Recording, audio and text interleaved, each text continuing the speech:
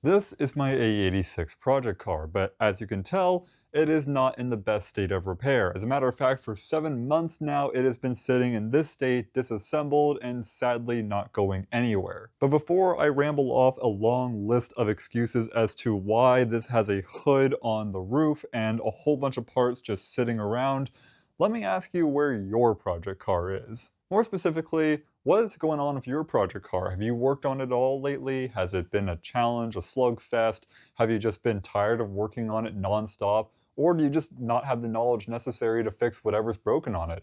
Well, today we're going to talk about all that and more because I have learned a lot on this car in particular, and it's given me some unique perspective on project cars as a whole. There's a lot of reasons that projects like these can take forever, so today we'll be talking about all of those reasons and why this car in particular is still sitting in this form right now, but why it might not be for much longer. Before I ramble off all my excuses as to why the car is in the sad state it is now, I should probably take the time to explain a little bit about how it got to this point. You see, I, perhaps like many of you, bought somebody else's project. And the consequence of that is that after only about 100 miles of driving this new to me JDM AE86, I started hearing a knocking noise come from the motor. Now, I immediately assumed this to be rod knock, as I diagnosed a few other issues that people commonly pointed out for making knocking issues, like the VVTi gear, and I didn't find anything else wrong, so I assumed rod bearings, took the pan off, replaced the rod bearings, didn't find any damage while I was in there that indicated that was the actual problem in the first place, and that knocking was still there. And so the car that I planned on taking one step at a time immediately spiraled into infinity. I pulled the motor out as well as the transmission you can see behind me here, and when I took things apart, I found a much bigger issue.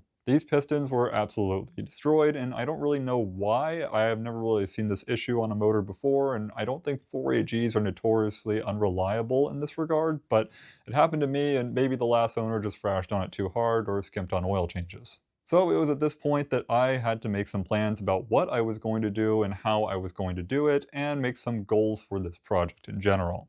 Or at least this phase of the project. Let's face it, project cars are never done. Now, once I took that motor apart and found what was wrong with it, it was immediately clear that I needed to rebuild the engine, and this is where I had to start planning out my project. How much was I going to rebuild it? What was I going to do? Was this going to be a all-out NA engine build? Was this going to be just a stock rebuild or something in between? If you watched my previous video about the wiring harness for this car, you might know that the wiring harness was swapped in addition to the engine to match the new blacktop 20 valve that went in. Well, the harness is one of many areas that the previous owners of this car decided to cheap out on building this car, and it was a pretty crappy harness. So immediately I had an engine build and a new standalone ECU or some similar wiring kit on my hands. And I figured if I had the engine apart and I'm already rebuilding it, why use stock pistons? And why not throw in some aftermarket rods while we're in there and do some other cool things that I've never gotten to do? I mean, it's not that expensive, right? So I started researching parts slowly and finding out what I needed and what I wanted, and trying to make a compromise between those two things. But nevertheless, it was at this point that I had the scope for the project defined. I knew that I was just going to rebuild an engine, and I was going to put an aftermarket harness and ECU in. And that's it. I mean, at least for now. I don't know how this is going to go in the future. But with the scope defined, I was able to order all the parts I needed, and now there were only two things left to do. First were take my engine to the machinist to see what needed to be done and what could be done. The second thing was a lot worse than I thought. Waiting for parts. You know, I'll be honest, I don't even remember at this point. I ordered them in May something, and I think I finally received them in October? It took nearly a third of a year for me to get my hands on some custom ordered pistons. And this is where scope creep comes in. I did not really need custom pistons, but I wanted them, so I went down that route instead of just ordering off the shelf oversized pistons which were readily available for this engine, and I don't know why I didn't just order those instead. But hey, now I have some fancy rods and pistons in my engine. But right there, many months went by just waiting for the most critical parts to come in. I can't really start building out the motor without some of the most key internal components that are going to go deep inside of it. That's just how engine building works. In the meantime, I tried to keep busy by starting the installation of the wiring harness, but to be honest, at this point I kind of just lost motivation. Things were taking so long and I was just sitting around waiting for core parts to come in that I needed to get everything else started that I couldn't really do much. Plus, my machinist didn't really want to get started on everything until there was an actual need to get it done, so he waited until those pistons came in, and then we got started on this motor. Similarly, during that time, I kind of had a big lack of organization in terms of all the parts that I had ordered. I'd ordered from about 3 or 4 different places depending on what I needed and who had the best prices for what parts. So I kind of just had a whole lot of boxes sitting behind me, and I even still do. In fact, it was worse than that. Boxes were piled up here, they were piled up on the top of my 86, which there still are a few boxes up there. And in general, the whole back of my 86's trunk is full of parts. And as we'll see later, that lack of organization made it a lot harder to put some things together because I spent too long looking for parts that I already had ordered and that were already sitting somewhere in my garage, but I didn't know where. But after all that, I should have all of my parts. I have the machinist doing his job to take care of my block, my crankshaft, and letting me use the parts cleaner to clean up a whole bunch of parts, which I'm grateful for. It should be as straightforward as going in and assembling things, right? Right? So at this point, we're good to go. I've got all the parts. All I need to do is hook up my plug-and-play ECU kit and build a motor and just slap it right in here. So why isn't it done? Because, my friend, there's a little thing that we make as humans called mistakes, and I made plenty of them. Let me start with just a few of them. First of all, the machinist bored out the block incorrectly. This was totally understandable, but nonetheless cost me time and effort, and to be fair, he was totally good about it. I'm not here to give him shit about it, but nonetheless, it took time and effort to bring the block back there and get things corrected as necessary. Luckily, he bored out too little, not too much. Secondly, I forgot to bring him my flywheel originally, so I had to take that to him, went to get that resurfaced, and I still haven't gotten that back yet. Although he did promise me that would be done today, so fingers crossed. When I had a lot of my parts in his part cleaner, I didn't pick a very good basket for my cam caps and all the bolts with them, because when I put those through the parts cleaner, I lost a few of those bolts to them getting sprayed around and lost in the kind of big oil area in the bottom of the parts cleaner. I thought that I fished all of them out and counted them so that I had 2 bolts for every cam cap, but as I recently found out, I'm missing 2 of them. And they're M7 bolts, not M6, not M8, not M10.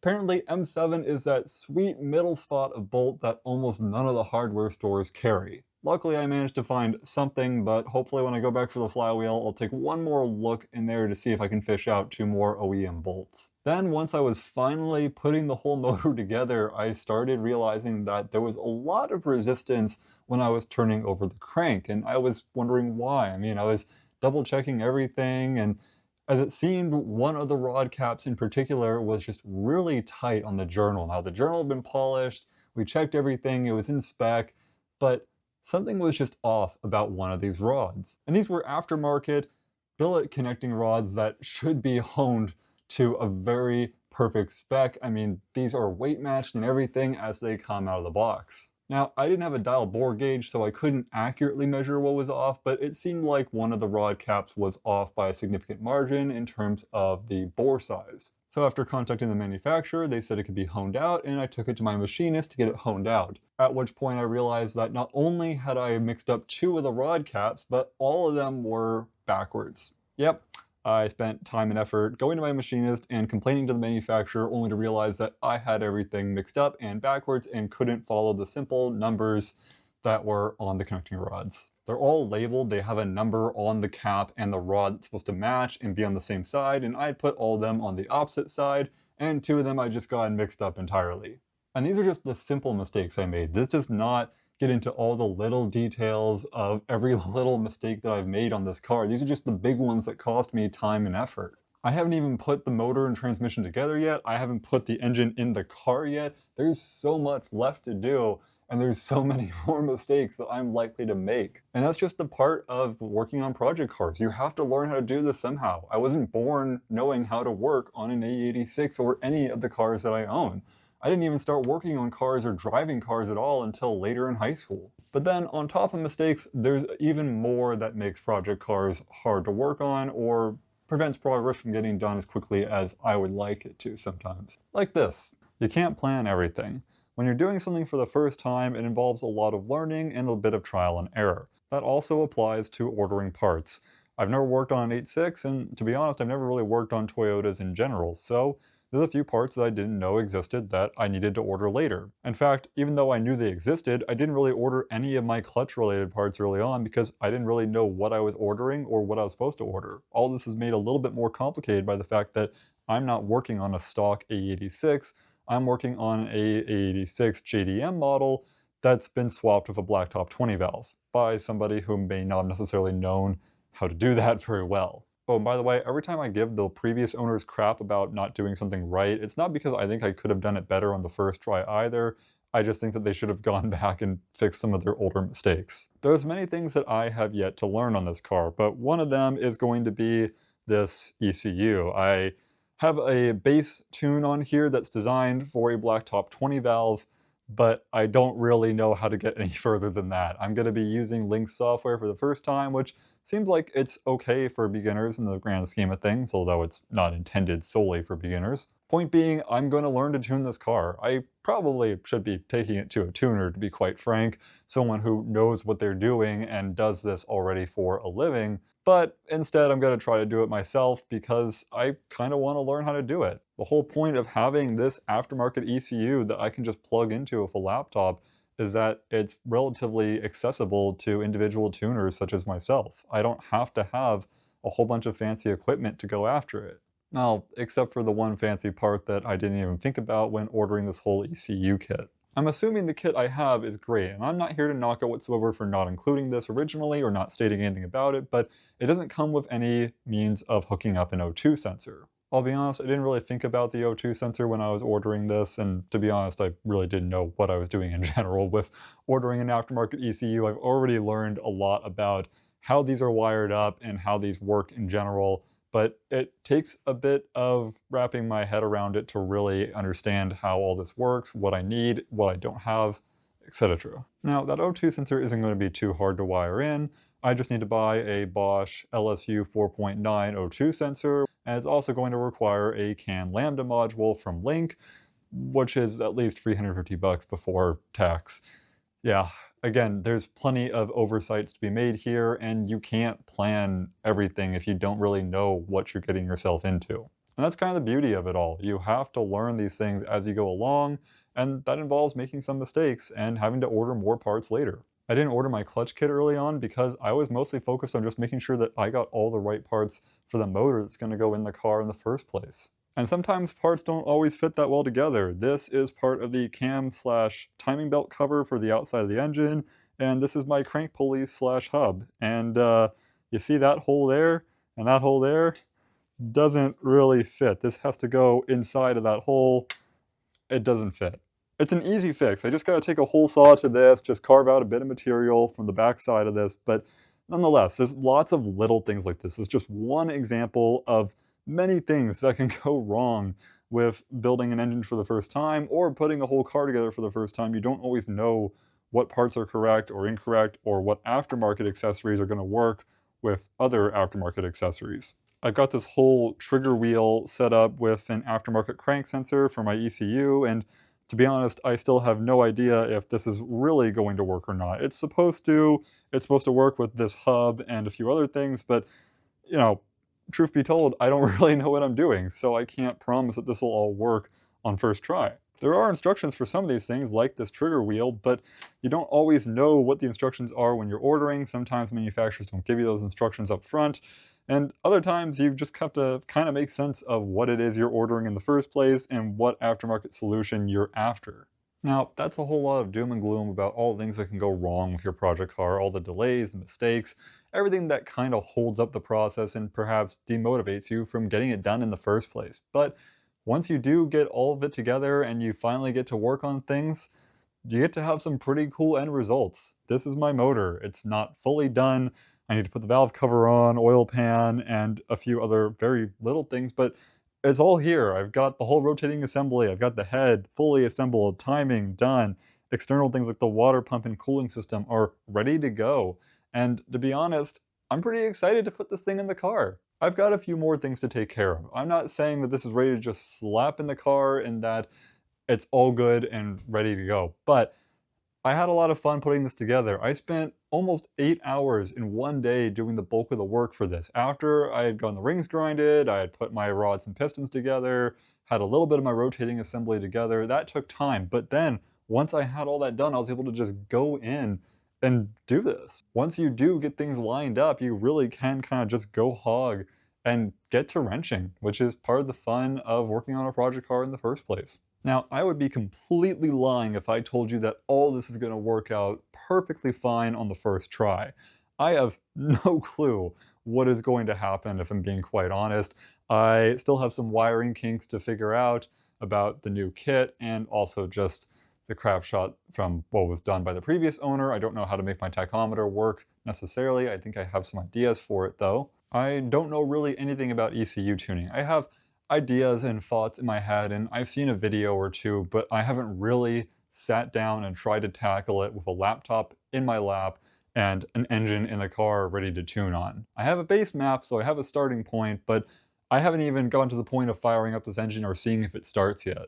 There's a lot of individual hurdles to cover before we really get to the point where this is a running and driving car. I can't give you a due date. I can't give you an estimate even, because I have things to learn. But I think, again, that's the beauty of project cars, is that they force you to learn. They may be difficult. They get time consuming. They force you to spend a lot more money on them than you originally planned. But once you finally get over the hurdle, or the hump, so to speak, you finally get something worth looking at and worth appreciating. You get more pride and ownership because you didn't just buy something, you built it, you crafted it. It doesn't have to be an engine, it can be suspension, it can be just the overall setup of your car, it can be just external accessories, body kits, whatever you want. It can be a nice interior that you did. There's absolutely no limit to what you can do with a project car, and that's why it's so much fun. You can blow up the scope to be as big as you want, or you can keep it as small as you want. But with all that said, let me know how your project car is going. What are your plans or ambitions for it? Have you ever had to sell a project that got too out of hand? Because I certainly have. It drove away a few months ago while I was in the middle of ordering parts for this. Guess how this got funded. But enough about my projects. I want to hear about yours in the comments below.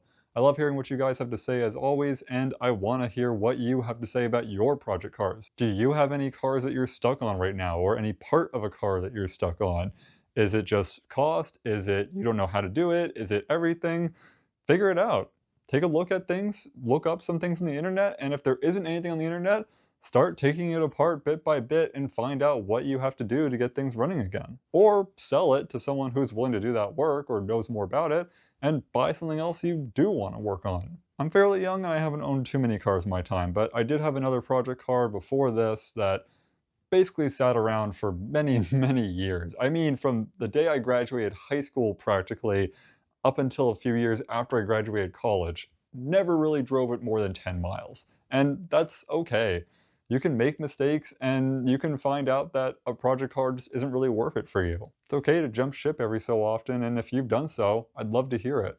Or if you have a perfectly running project car and I just seem like I'm really bad at doing all this, you can also tell me that. As always, I love hearing everything you guys have to say. And while you're down there, maybe consider hitting that subscribe button. It helps me out tremendously, and it helps this channel grow so that I can make more videos like this for people like you. If you want to support the channel even more than that, there is a link to the Patreon down below. It helps me out so, so much. As always, thank you so much for watching. Have a wonderful day, and I'll see you in the next one.